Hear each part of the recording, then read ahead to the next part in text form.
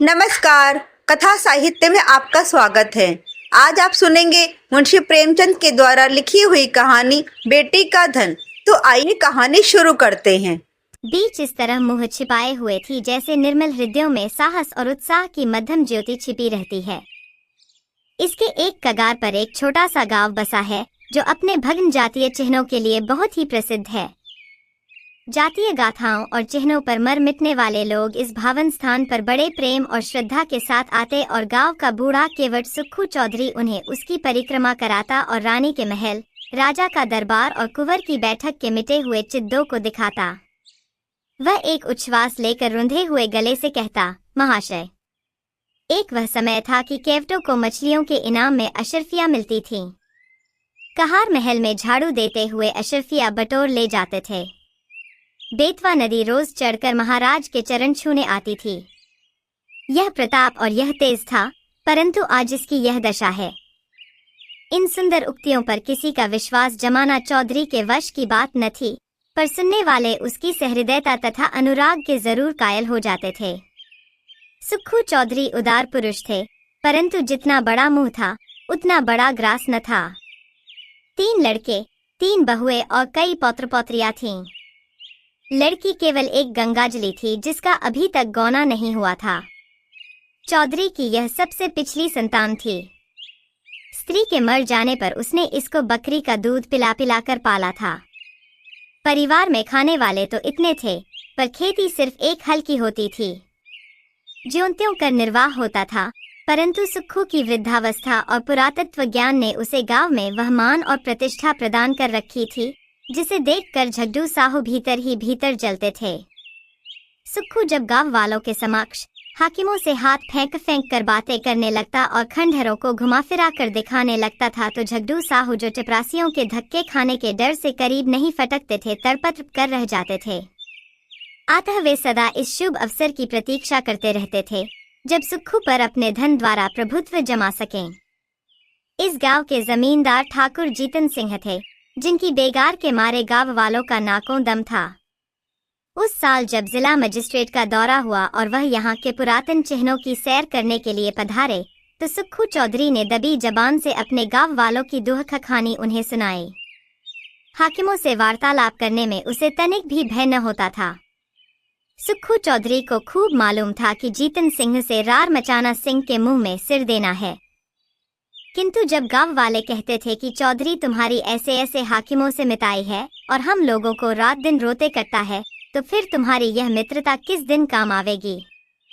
परोपकाराय सताम विभूतिया। तब सुक्खू का मिजाज आसमान पर चढ़ जाता था।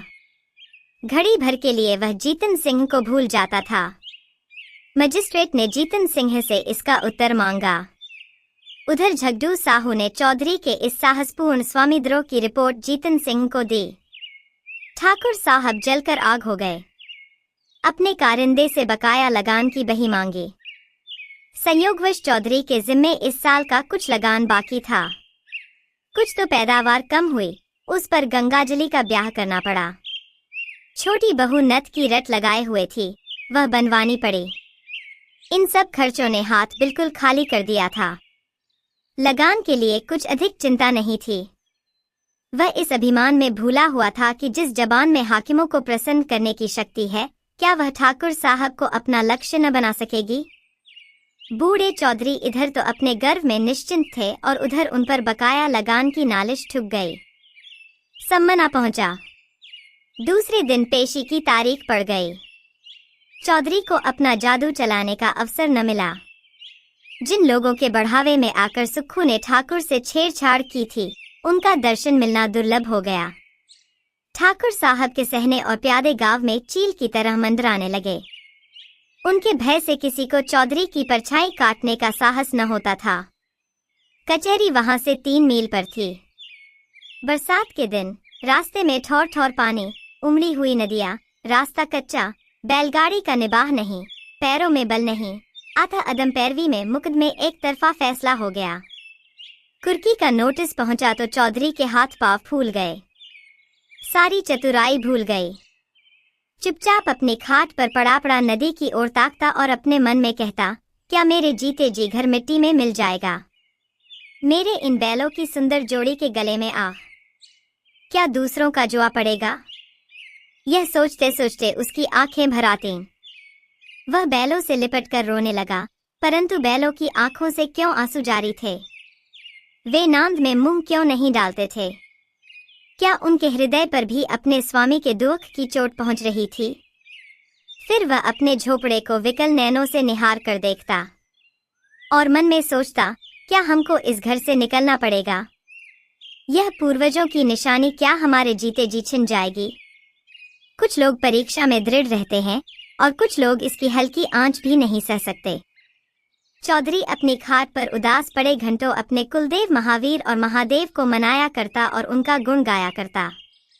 उसकी चिंतादग्ध आत्मा को और कोई सहारा न था। इसमें कोई संदेह न था कि चौधरी की तीनों बहुओं के पास गहने थे, पर स्त्री का गहना ऊख का रस है जो पेरने ही से निकलता है। चौधरी जाति का ओछा पर स्वभाव का ऊंचा था। उसे ऐसी नीच बात बहुओं से कहते संकोच होता था। कदाचित यह नीच विचार उसके हृदय में उत्पन्न ही नहीं हुआ था, किंतु तीनों बेटे यदि जरा भी बुद्धि से काम लेते तो बूढ़े को देवताओं की शरण लेने की आवश्यकता न होती। परंतु यहाँ तो बात ही निराली थी। बड़े लड़के को घाट के काम से फुर्सत न थी। बाकी दो लड़के इस जटिल प्रश्न को विचित्र रूप से हल करने के मंसूबे बांध रहे थे। मंझले झींगुर ने मुंह बनाकर कहा, इस गांव में क्या धरा है। जहां ही कमाऊंगा वहीं खाऊंगा, पर जीतन सिंह की मूछें एक एक करके चुन लूंगा। छोटे फक्कड़ ऐंठ कर बोले, मूछें तुम चुन लेना, नाक मैं उड़ा दूंगा, नकटा बना घूमेगा। इस पर दोनों खूब हंसे और मछली मारने चल दिए। इस गांव में एक बूढ़े ब्राह्मण भी रहते थे। मंदिर में पूजा करते और नित्य अपने यजमानों को दर्शन देने नदी पार जाते, पर खेवे के पैसे न देते।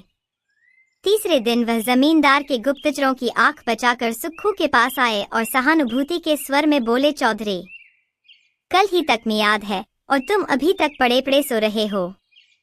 क्यों नहीं घर की चीज ढूंढ ढांढ कर किसी और जगह भेज देते। न हो समधियाने पटवा दो, जो कुछ बच रहे वही सही। घर की मिट्टी खोद कर थोड़े ही कोई ले जाएगा।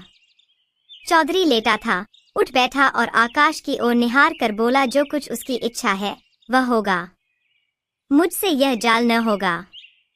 इधर कई दिन की निरंतर भक्ति और उपासना के कारण चौधरी का मन शुद्ध और पवित्र हो गया था।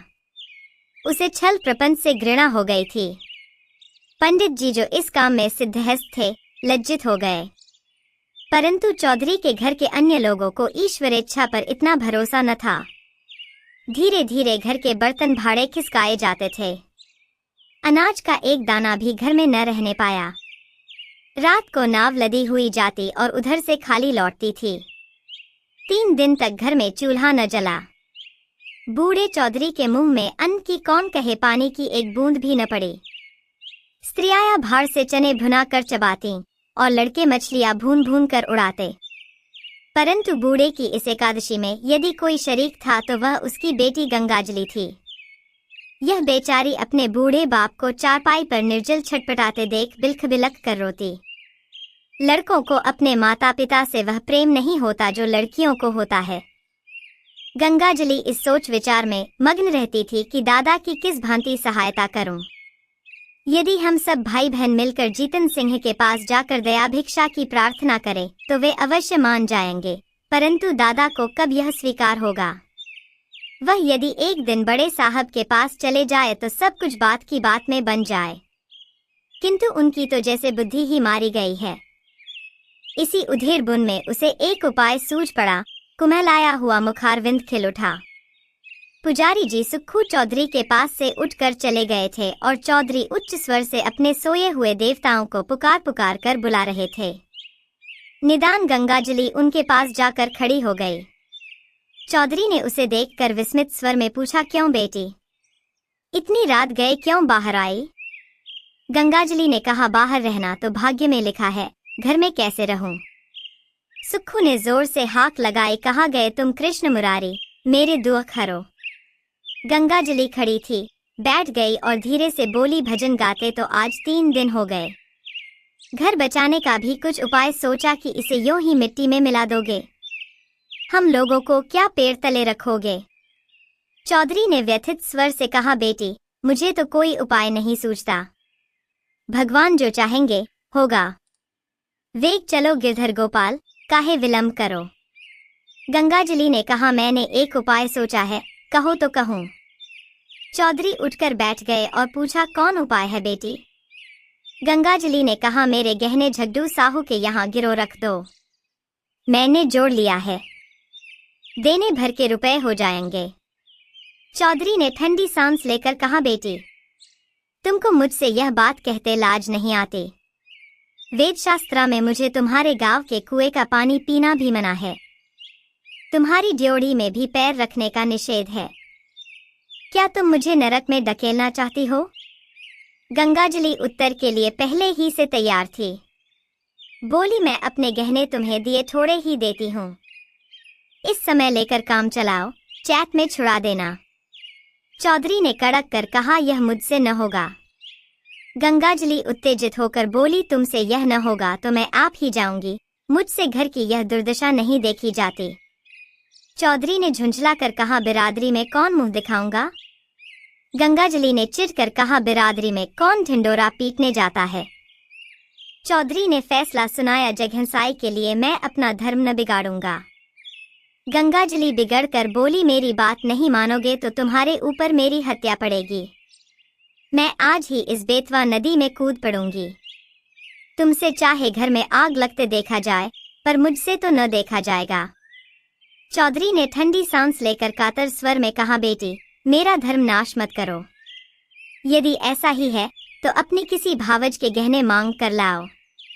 गंगाजली ने गंभीर स्वर में कहा, भावजों से कौन अपना मुंह नोचवाने जाएगा?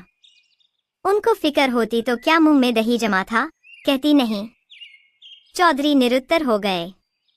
गंगाजली घर में जाकर गहनों की पिटारी लाई और एक एक करके सब गहने चौधरी के अंगोछे में बांध दिए। चौधरी ने आंखों में आंसू भरकर कहा, हाय राम, इस शरीर की क्या गति लिखी है। यह कहकर उठे।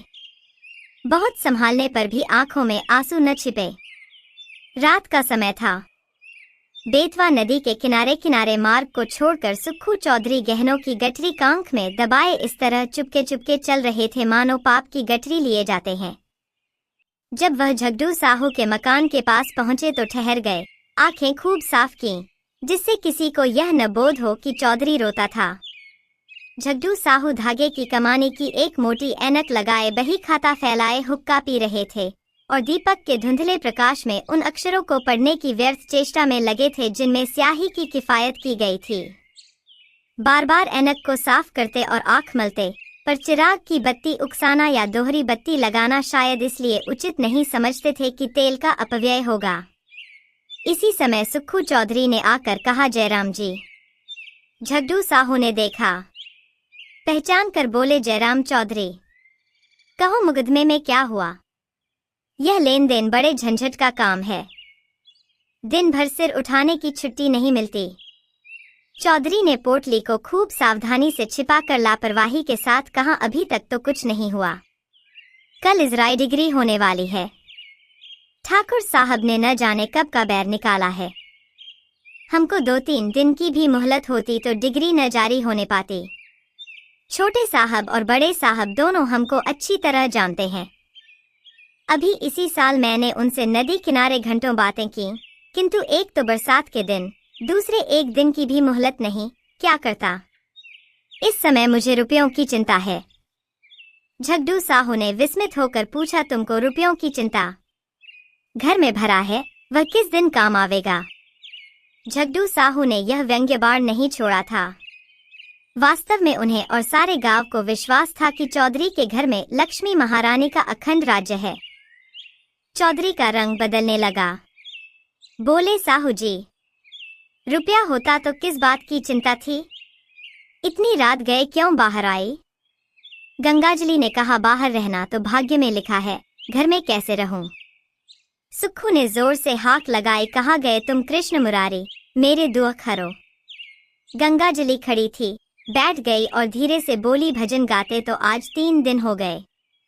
घर बचाने का भी कुछ उपाय सोचा कि इसे यूं ही मिट्टी में मिला दोगे? हम लोगों को क्या पेड़ तले रखोगे? चौधरी ने व्यथित स्वर से कहा, बेटी मुझे तो कोई उपाय नहीं सूझता। भगवान जो चाहेंगे होगा।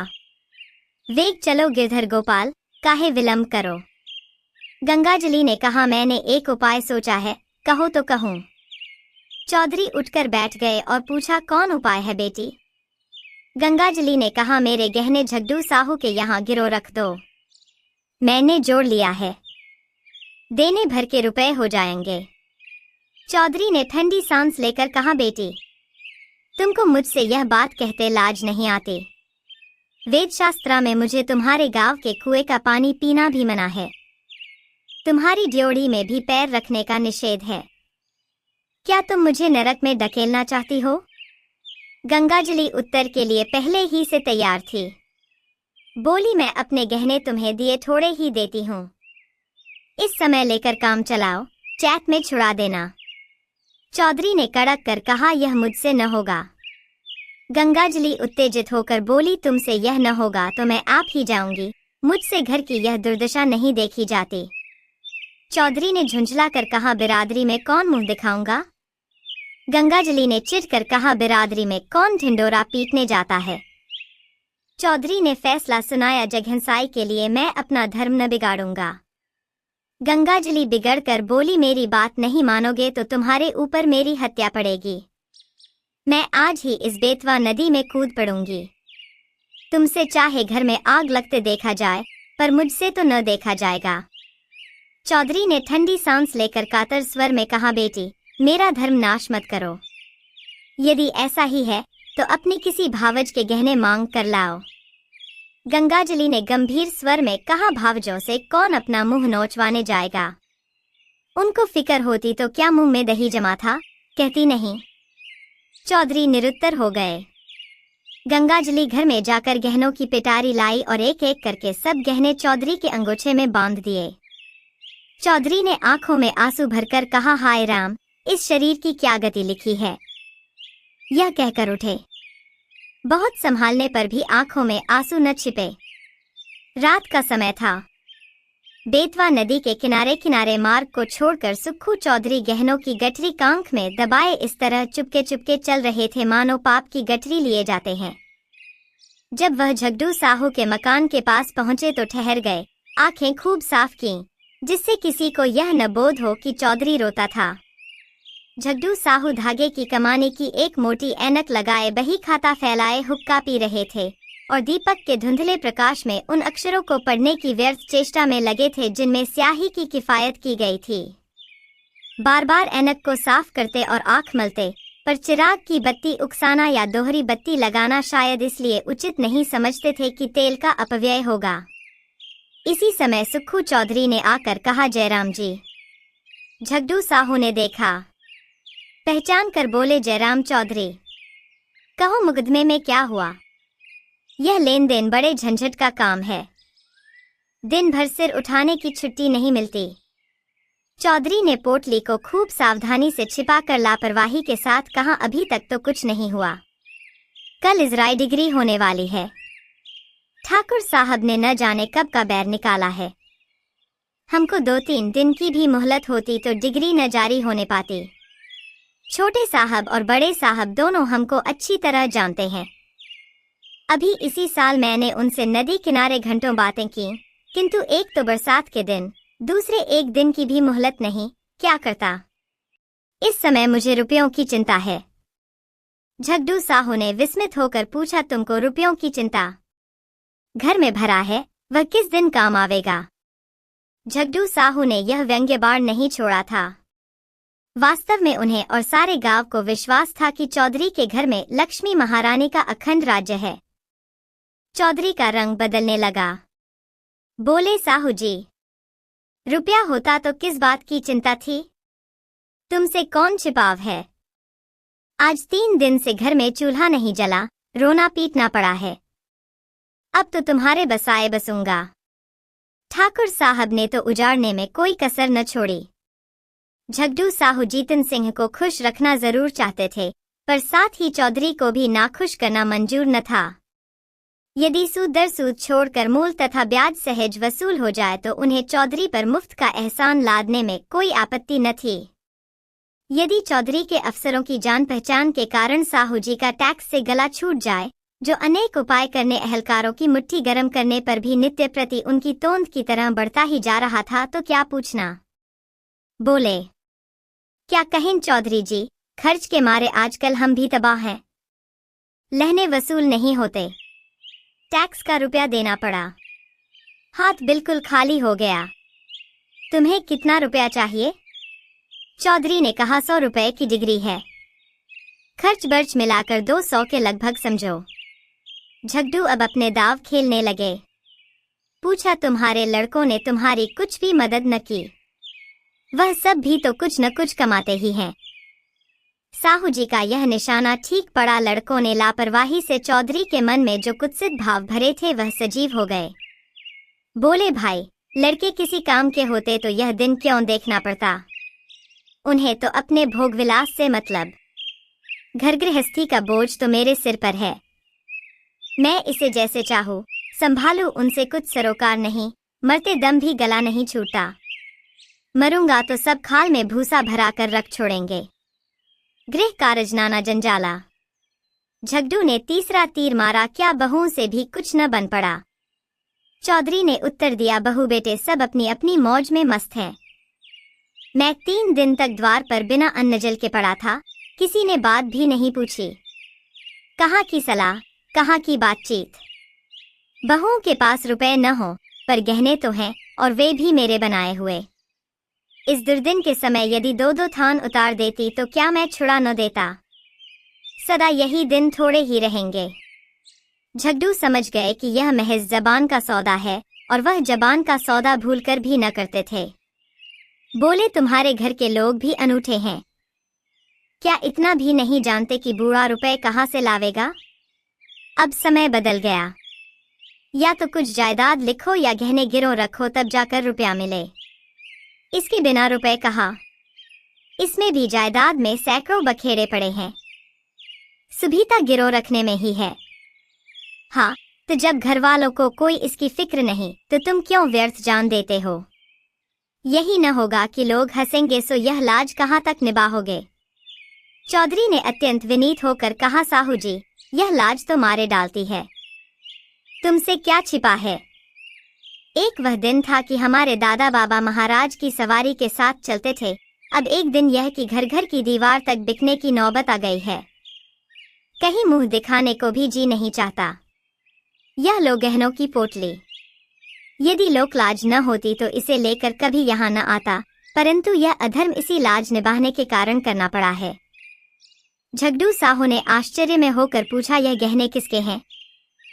चौधरी ने सिर झुकाकर बड़ी कठिनता से कहा, मेरी बेटी गंगाजली के।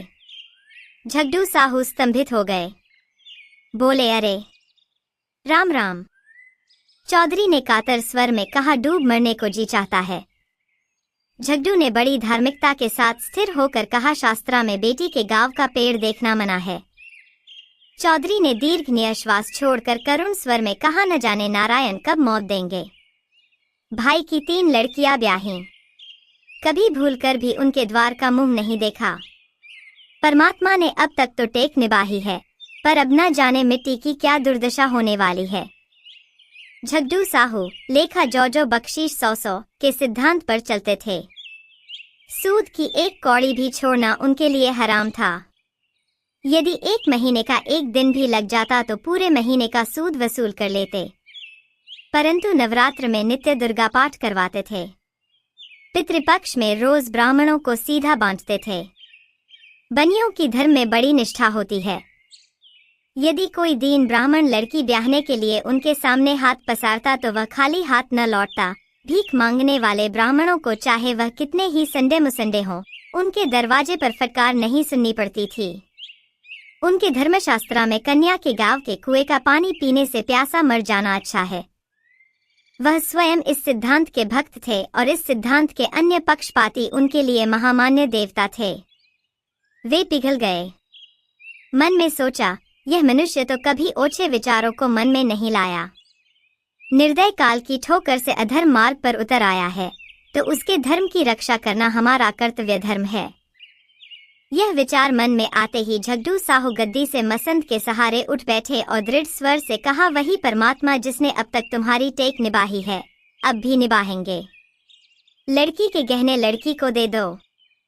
लड़की जैसी तुम्हारी है वैसी मेरी भी है। यह लो रुपए, आज काम चलाओ। जब हाथ में रुपए आ जाए दे देना। चौधरी पर इस सहानुभूति का गहरा असर पड़ा। वह जोर जोर से रोने लगा। उसे अपने भावों की धुन में कृष्ण भगवान की मोहिनी मूर्ति सामने विराजमान दिखाई दी। वही झगड़ू जो सारे गांव में बदनाम था, जिसकी उसने खुद कई बार हाकिमों से शिकायत की थी, आज साक्षात देवता जान पड़ता था। रूंधे हुए कंठ से गदगद हो बोला, झगड़ू, तुमने इस समय मेरी बात, मेरी लाज, मेरा धर्म, कहाँ तक कहूँ, मेरा सब कुछ रख लिया। मेरी डूबती नाव पार लगा दी। कृष्ण मुरारी तुम्हारे इस उपकार का फल देंगे और मैं तो तुम्हारा गुण जब तक जीऊंगा गाता रहूंगा। धन्यवाद।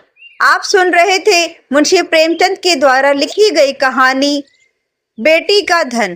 कहानी पसंद आए तो वीडियो को लाइक करें, कमेंट करें और शेयर करें और हमारे चैनल को सब्सक्राइब करें और